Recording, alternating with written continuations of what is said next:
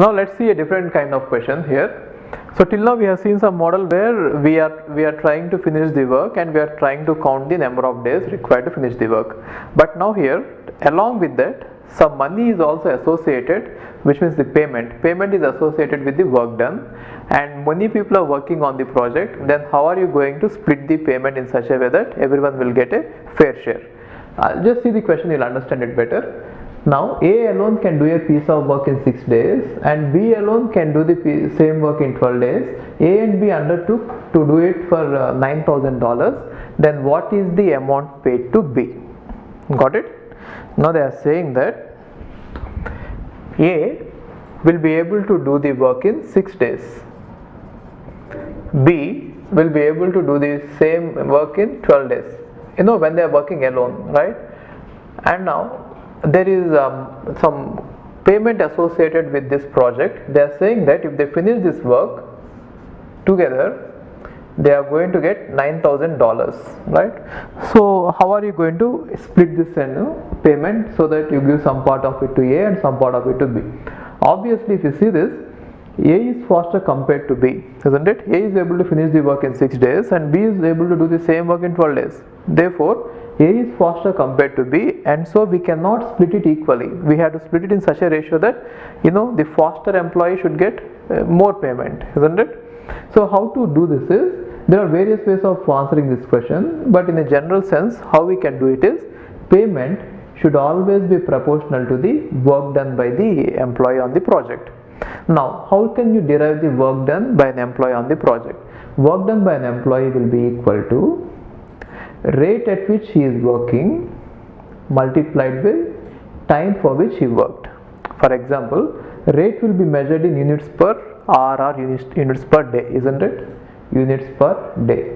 And the time is going to be measured in number of days. Therefore, when you multiply it, you are going to get the work done in units. Now, if someone has worked for depending on the work they done, you can increase the payment or decrease the payment. So if you have two people working on the project, then what can we say? PA is proportional to work done by A. Let's say A and B are the people. PB is proportional to work done by B, right? Which means PA is proportional to rate of A into time of A. How many units he is able to finish per day or per hour multiplied with number of days or hours, right? And this one is also proportional to RA into TB. Now what can we say? PA by PB is equal to RA into TA divided by RB into TB. Now assuming that the total profit associated with the project, the total payment is P, then we have to share it in this ratio, right? Then what will, if the total payment is this one P, what will A get and what will B get?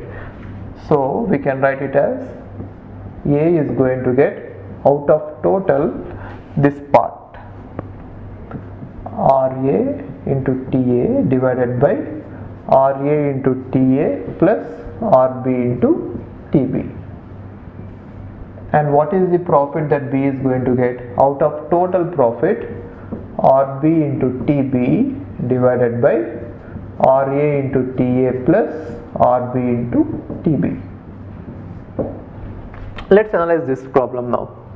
Now this is how you are going to find out the profit, right? Sometimes what happens is, they'll say that the rate at which they are working is same, which means if they are going to finish the project in the same days, then you have to associate this with the time, right? Or if they say that the time for which they worked on the project is same, then you have to associate with rate. And sometimes both of it will change, both of them will change. That is why I am giving you the general one. So here in this case they are saying that A and B undertook it for $9,000, which means both of them are working on the project for the same duration. Therefore in this case, profits associated will be directly proportional to the rates at which they are working, right? Okay, anyway I'll explain it completely. See this. Now they are saying that A is doing it in 6 days and B is doing the same project in 12 days. Let's try to find out the rate. In order to find out the rate, let us assume that the total work is 12 units, okay? If you assume that the total work is 12 units, then the rate of A is 12 by 6, which means 2 units per day, and rate of B is 1 unit per day. Got it? when both of them work together, the total rate is going to be 3 units per day. Okay, now at this rate both of them are going to finish 12 units of work. So they are able to finish 3 units in one day, and total work is 12 units. They will be able to finish it in, you multiply both sides with 4, 12 units can be done in 4 days. So this is the total amount of time required by them to finish the work. Therefore, what is the time taken, or what is the time for which A worked on the project and B worked on the project? Both are equal to 4 only, right? So now see this, in this one, profit that has to be given to A divided by profit that has to be given to B equal to rate at which A has worked. See this, rate at which A has worked is 2 units per day into time for which he worked. Both of them worked only for 4 days, isn't it? Into 4 divided by rate at which B worked. So B worked for B rate is 1 into 4 days. Got it? So that is what I am saying. When both of them are doing the work on the project simultaneously, the time taken by them will be same. Therefore, you need not base on that. You have to base only on the rate in this case. Anyway, if you are not able to differentiate, go by this method. Rate into time. Okay. Now what is it? 2:1. Got it? It means that we have to share the total payment in a ratio of 2:1. Then what is the payment A will receive? A will receive 2/3 of, isn't it? 2/3 of 9,000. So this one we are going to see in ratios. In ratios topic, the ratio is given like this. Then the profit gained by one person is going to be like this. This topic we are going to see in ratios.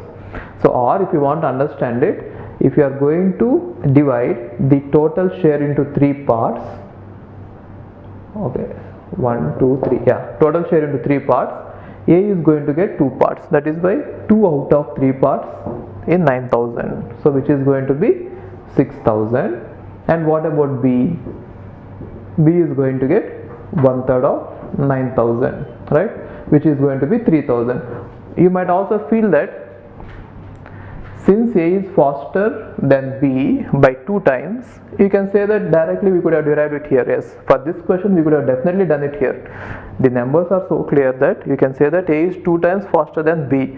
Therefore, A should get twice the payment of B. Therefore, it has to be 2:1. Yes, for this question it might work, but then for all the questions that method might not work. Therefore, we have to analyze it this way. What is the work done by A, what is the work done by B, then you have to find out the ratio, right? So this is the final answer. Okay, fine.